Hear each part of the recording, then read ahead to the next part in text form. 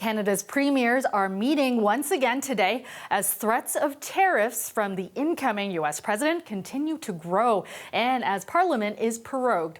Premier Doug Ford is making his case to appease Donald Trump and lay out his vision for a stronger partnership between Ontario and the U.S. Our Lane Harrison has been tracking the story for us all day. And Lane, what did we learn about this meeting? Kelda, the most significant thing that we learned from this meeting, from an update from Ford that we just got a little bit ago, is that on February 12th, Ford and a group of other premiers will be traveling to Washington, D.C. to continue this fight against what potentially could be absolutely crushing 25% tariffs on Canadian goods brought in by President-elect Donald Trump. So on this meeting on the 12th, that'll be almost a month after Trump has taken office as the 47th president.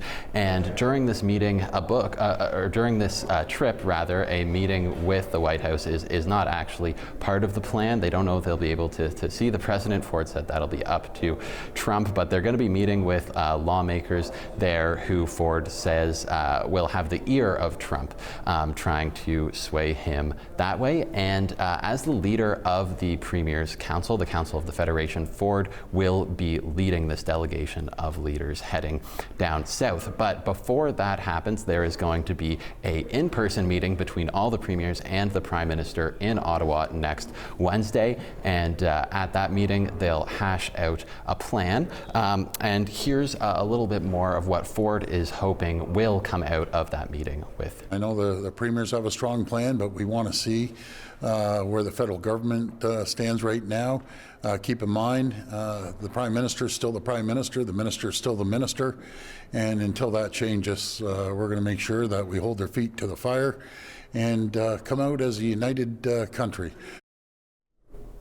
So Ford thinks that Trump is already getting his message. He says that he's spoken to people who know the president-elect who say that he's hearing this message through Ford's visits on American television and ads that are being shown down south that Canada and America should remain a strong trading partner. What Trump thinks of that message, Ford didn't say, but we heard Trump say yesterday in a press conference that he believes America doesn't need to trade anything with Canada, that they don't need anything from Canada, and that they can be self-sufficient. So we heard also from this meeting that the premiers discussed a list of items that could see retaliatory tariffs if these 25% tariffs do come in. But when it comes to what those items might be, Ford wanted to keep his cards close to the chest. I don't think it's strategic for Canadians or Ontarians to hand out the list, and it gets right down to the U.S. government. If you can just bear with us, and let's see what happens on January the 20th. And we'll make sure we disclose the list after we see the tariffs that they're planning to put on Canada.